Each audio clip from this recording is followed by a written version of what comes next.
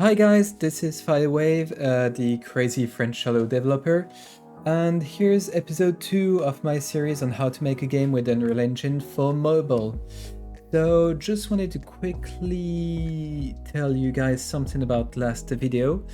So I changed PCs and I needed to install Android SDKs, and I'll do a quick note on how to basically get your Unreal Engine version up and running to compile games for Android devices. So what you're going to do really quickly is on your main page, instead of clicking launch, you're going to go to options, and underneath there in platform cible, you're going to check Android. I checked iOS because in the future I plan to do iOS as well, but you need those two enabled. Once you enable this, it will download everything and it will do its shenanigan. And another thing you're gonna need, so if you boot up Android Studio, that hopefully you've got downloaded, because otherwise it will never work.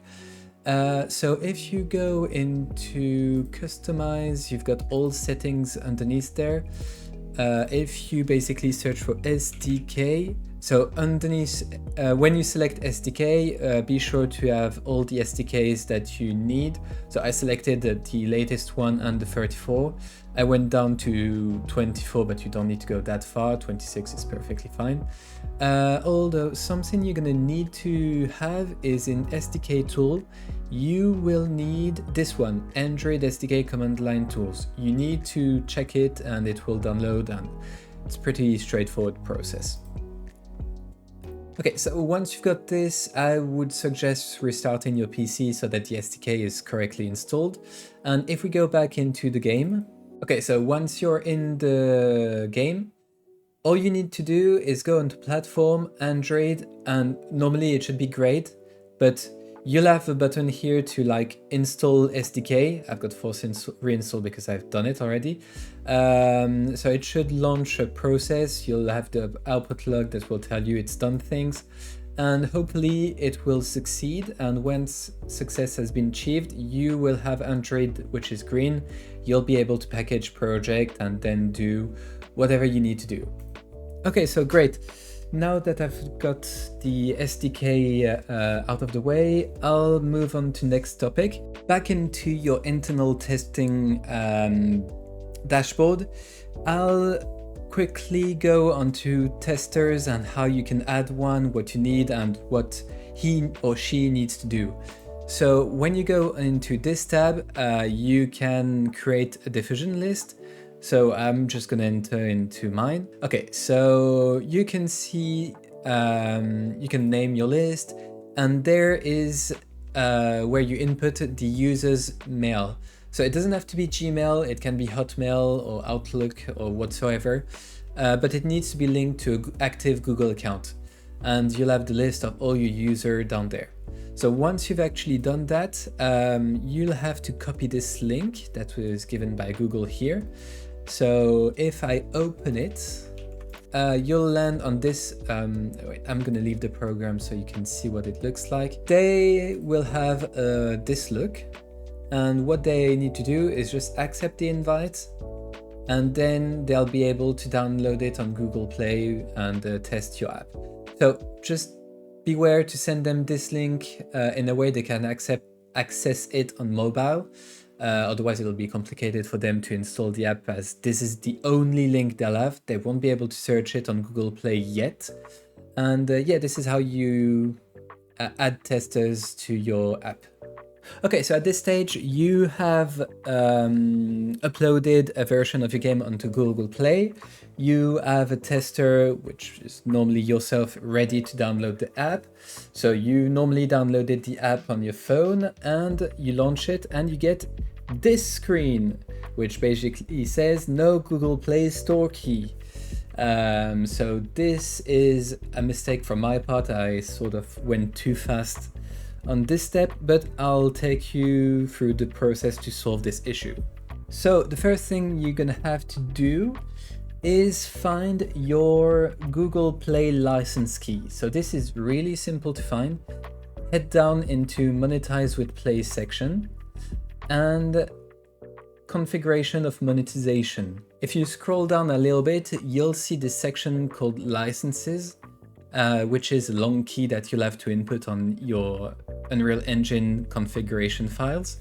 Once again, this is some sensitive information. Please do not leak it anywhere, otherwise, well, you're basically good to create another project from scratch.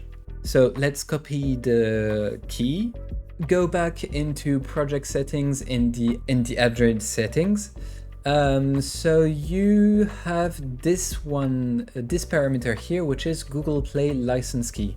What you're gonna have to do is paste the key that you've basically just got a moment ago. So let's see if this actually solves the issue. I'll come back in a second. On a side note, I'm eating some Tyros crisps, the chili flavored one. I highly recommend them. It's so good. Okay, so once the game has been compiled, let's go to Google Play and upload the new version. So once again, you need to be in internal testing. So up there, create version. Yep, so once again, you've got your AAB file. Just drag it here. Okay, so it's uploaded, version 3, we can see it here. So just click next, save and publish. Okay, great, so now version 3 is online. So now you just have to go to the link that you've given yourself and then click on download it on Google Play. Usually the updating process is really quick. It can be instant, or it can take a few minutes. In the worst case, it took me an hour once.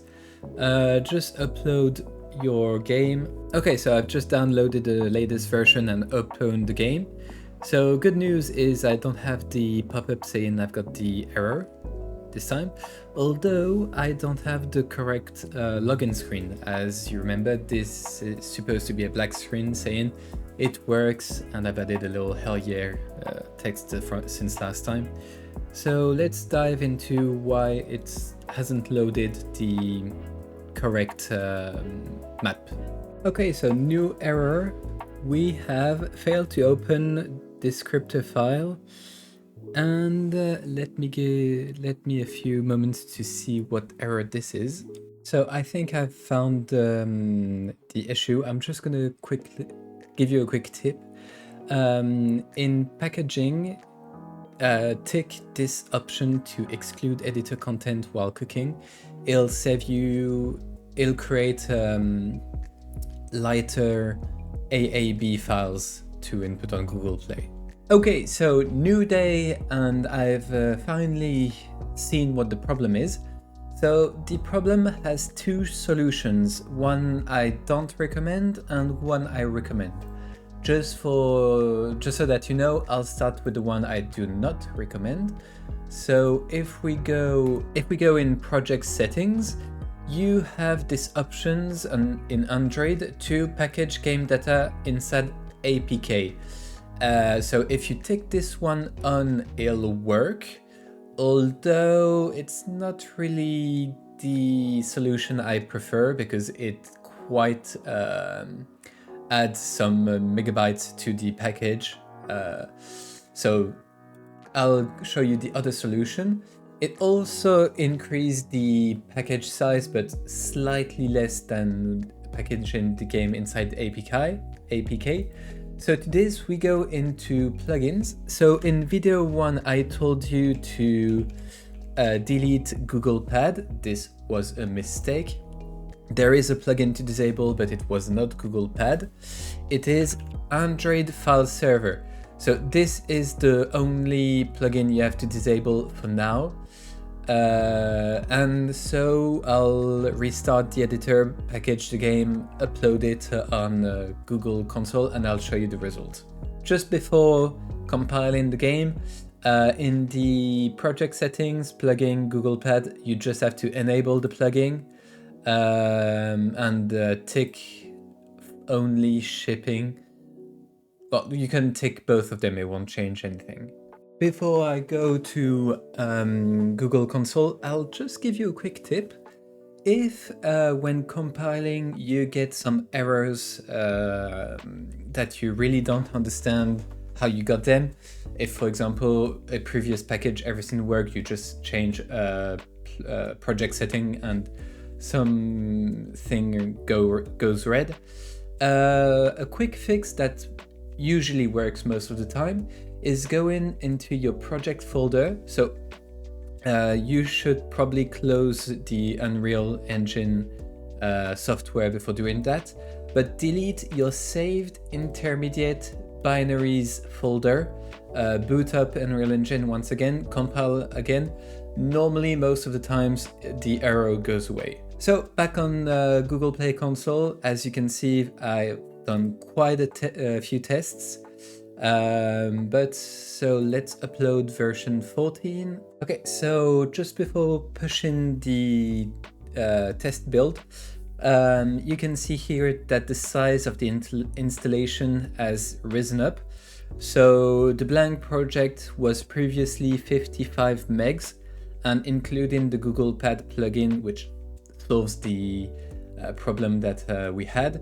So the package shoots up to 85, well, below 90 megabytes. If we were to use the package game files inside APK, this would shoot up to 95, roughly 100 megs. So up to you to decide which solution you want to do. I prefer Google Pad just because a few megs less is always that. So save and publish. I'll show you a screenshot of the game once I got it up and running on my phone. Okay, and we can see here that it works. Hell yeah. Yeah, I changed the font a little bit. So you can see some circles, well, basically some virtual joysticks, right and left. Don't worry about that, we'll change that later. It's basically the default joysticks to control character movement and character view, but we'll make our own later on. Last thing I wanted to do for this video is going back into Google Play Console. There is something that I didn't quite explain and it's important. So back into content of the app, when you normally have declared every single personal information that you use and other shenanigans, at some point you will be asked in confidentiality rules a website. So if I go back into this one quickly, yeah, you see here that you need to input an URL to a website that points to your confidentiality rules. So you will need to set up your own website, create a page specifically for privacy policy, and input it here. Please note that in later steps in this tutorial, having a website will be mandatory to publish the game in production status. So do that as early as you can. If you go on OVH, a website doesn't really cost that much per year. You can get some pretty good deals. I've got like my website here, We Will Survive, for like $20, 20 euros a year. It's pretty okay, and I've set up a WordPress. It's really, really easy to set up. Plenty of tutorials again on the web. I won't teach you how to do this because it's not really what I want to do. Yeah, so website mandatory for confidentiality rules. Okay, so with that, I finished the second part of this series. So now we have a game that works on a phone. We've got the login screen that works. In the next step, I'm gonna integrate Google Play services to have the Google Play connection. So we'll get the accounts, well, the username, the account's username. We'll display it. We'll do a little bit of UI to, well, set it up a bit more beautiful than just a black screen. And we'll see where we go on later episodes. So thank you for watching. Please tell me in the comments if everything was useful, if you enjoyed it, if I need to take more time on specific subjects. And yeah, with that, I hope you have a good day, and I'll see you guys in the next one. See you!